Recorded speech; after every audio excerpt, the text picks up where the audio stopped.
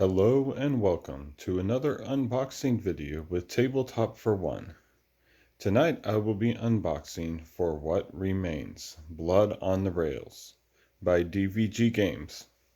And as a disclaimer, the folks at DVG sent this to me, not to be put on a video or anything, but I had mentioned that I was having trouble affording this expansion. I had already ordered two others, and not only did they send me this game, but they also sent me the dice pack for What Remains, and they sent me another special gift, which I will reveal in a later video. So I'm very grateful to Danverson Games and the kind folks that work there.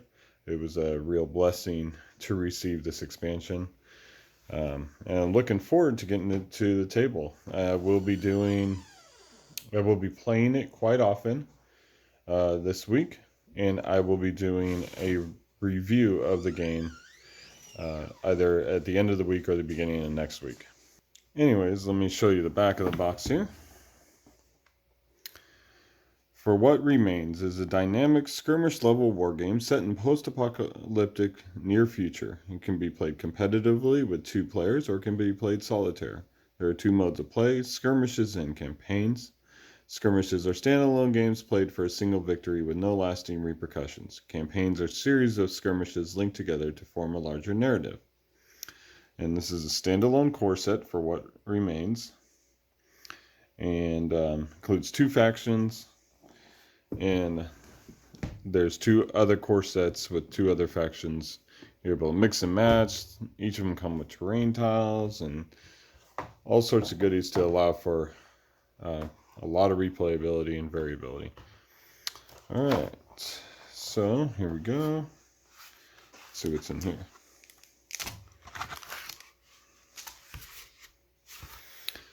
Okay, so first off, got some dice here. We got some big size cards here. Let's see. These are going to be the AI cards as well as the character cards. So, as you can see here, this tells you how you're going to activate the AI and what you're going to roll for, and what the results are going to be depending on whether it's engaged, injured, or you're using the orders action. So these here are 5 different cards for the 5 different types of the one faction here.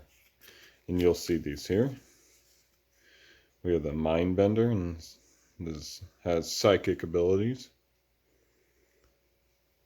And as you play, when you set up the game, you have a certain amount of resource points to allocate, and you choose however many soldiers, and you choose what level of a soldier you want.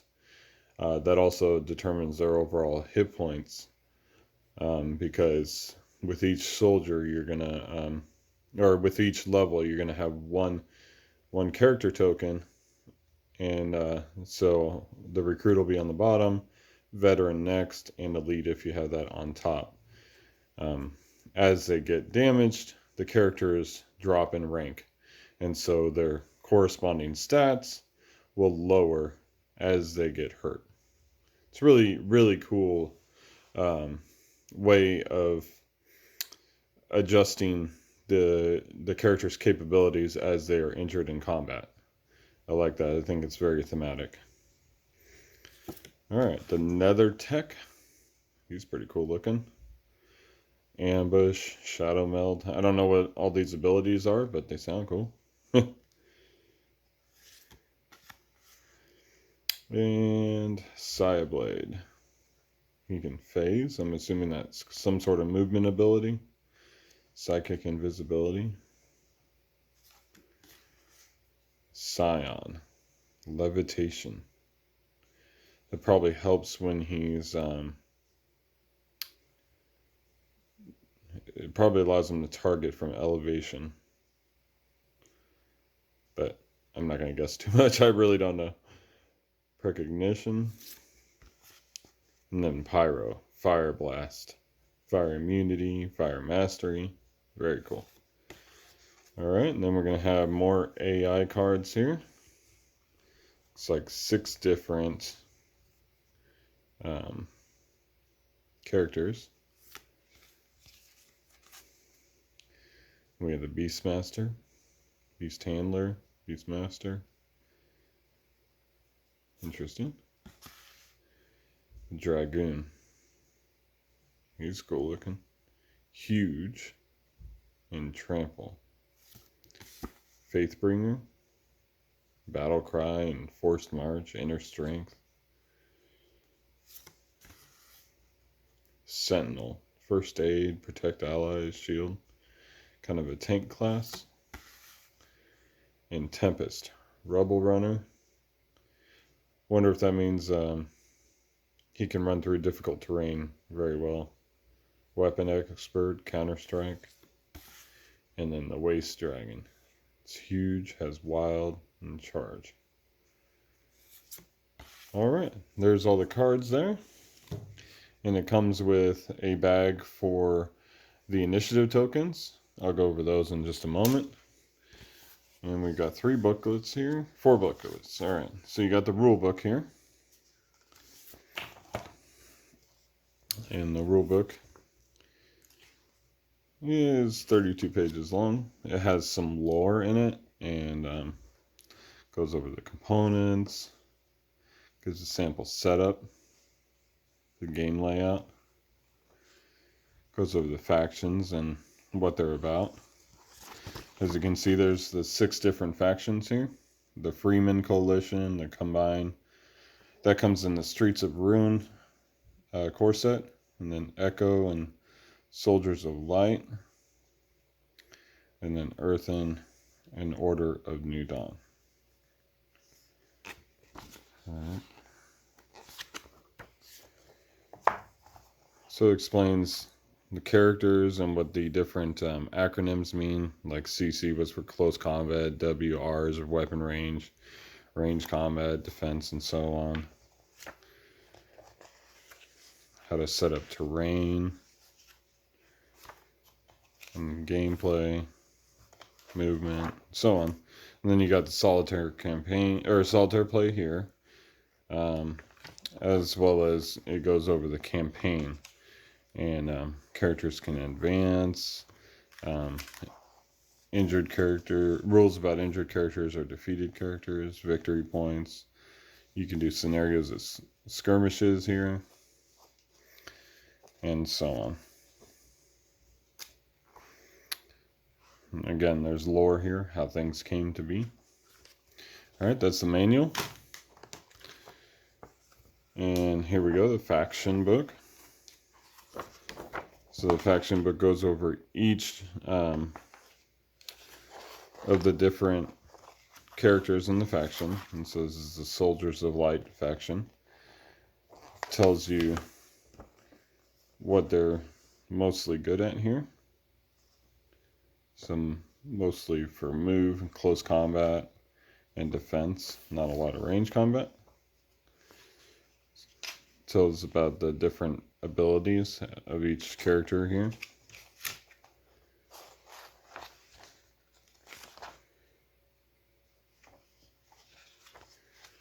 Waste Dragon. Alright. And then we have one also for Echo. Again, this is the psychic one. So this one looks like overall balanced on the attribute scale. So both ranged and close combat, decent defense and move.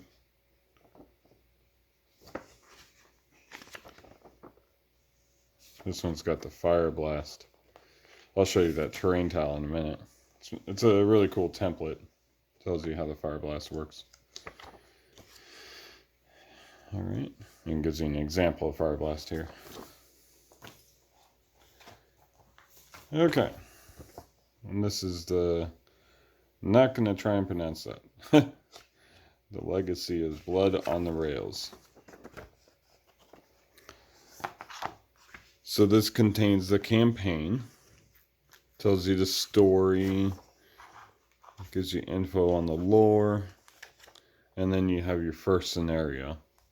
And tells you how to play it as a skirmish, tells you how to set it up, where to put all the tokens.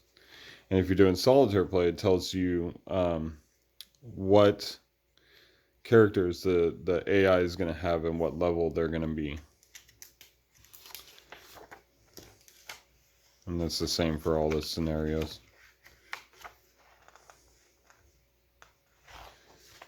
So there's 5 scenarios in the campaign. And there's a campaign book for each of the core sets. All right. Now we've got a ton of terrain cards here, and they're double-sided. So it's going to be a grid, square grid, not hex. These orange areas are difficult terrain, and these yellow areas are elevated terrain, and those are all going to affect movement or line of sight, that sort of thing. This looks like water terrain here.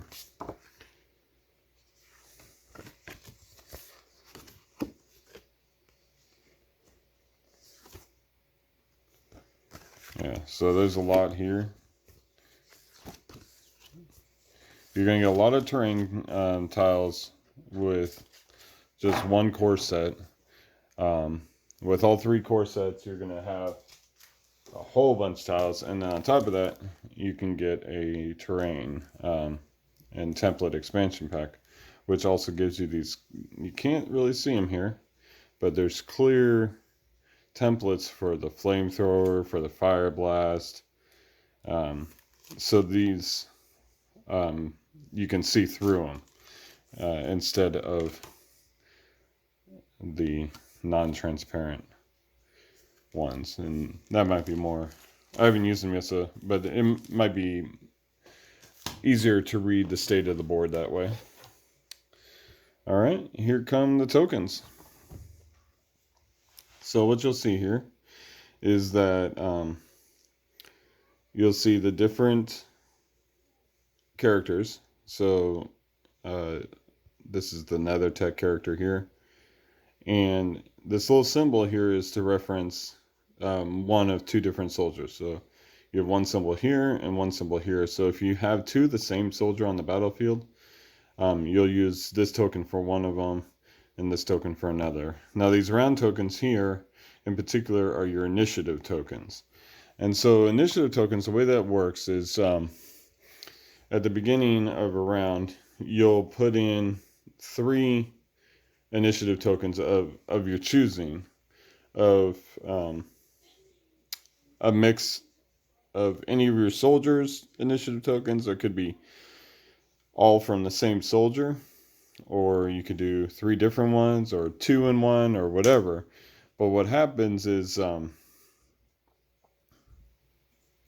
be drawing the tokens from the bag, and whatever token's drawn, that soldier gets to activate. Whether it's the enemy side or your side, you'll get to activate your character, or they'll get to activate their character, and then you'll draw another token, and it'll repeat. And the next round, you won't be able to use those tokens. They'll be exhausted. You'll have to wait till the following round, I believe, to add them back into the bag. The AI, however, isn't limited on that front. So when the bag is empty, you'll return all the AI tokens back to their pool every round. And they draw more tokens per round, or they draw more per tokens in the end. They put more tokens in the bag, depending on their difficulty level. All right, you also see, here's the Dragoon. It's a huge tile. And again, you'll see here, it has E, that's going to be elite. R for recruit, and V for veteran. And so let's just say I decided to do a loadout with an elite dragoon. So what I would do is I would stick all three of these here on top of each other, and this would be my dragoon that I place, on the field. Now, if he got hurt, you're going to flip over that top token, and now he's injured as an elite. Gets injured again, you're going to lose this token. And then now he's a veteran level, and so his stats have changed at this point. You're referred to your character card to understand what's changed. And then again, keep injuring it, flip over, remove until it's gone. It's really, really interesting way of tracking health and tracking stats. Like I said, I really like it. Okay. So these tokens are specifically used for battle cry. I'm not sure what they are, but they say battle cry on them. These are your actual character tokens for the smaller characters. So we have another full set here. These are going to be scavenge tokens. So some of the games require multiple scavenge tokens. And usually, well, not usually, some of the games end when a victory threshold is achieved, a victory point threshold. One game I was setting up for and still haven't played yet, it required a 5 victory point threshold. There were only 2 scavenge tokens on the board. If you hold the token with one of your soldiers, then you have 1 point. And then every enemy soldier you kill counts. I want to say it's 1, it might be 2 points. Anyways, there's a victory point amount that each soldier counts. And so once you reach the threshold, the game will end. Some of the games also end by, killing all of the soldiers. Alright, there's more tokens. And unfortunately, I don't know if you see this, but these are really off center. That's an unfortunate cut on these. I noticed this with the Streets of Ruin that are already opened, that some of them are way off and some of them are not. So as you can see, this one here is way off center, but this one here is near perfect. So it's really unfortunate. These are way off. It's really just going to be a minor annoyance to me, personally. The tokens still do what they do, and it still has all the information on them. But that would be one little knock against the production of the game. So it's unfortunate. But nevertheless, let's move on to the reference sheets. So there we go. So here you have an abilities reference sheet. It gives you each of the abilities here and tells you what they are, what type of ability, and what they do. So you can have these out when you're playing. Very handy. Double-sided. So it explains stuff like huge. Well, it refers to the rulebook on huge. I believe it has to do with elevation attacks and stuff like that.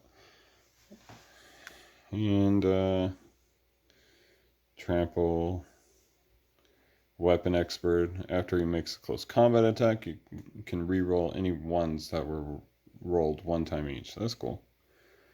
So these things will help you out on the keywords and abilities. Here's the echo one as well. And here's the AI activation. So this here is going to give you further explanation on AI activations, what it means, what to do. Most of it's relatively intuitive, and it just takes a little bit to get used to the terminology, used to what the abilities are called and what they represent. Um, but these reference guides are really helpful to um,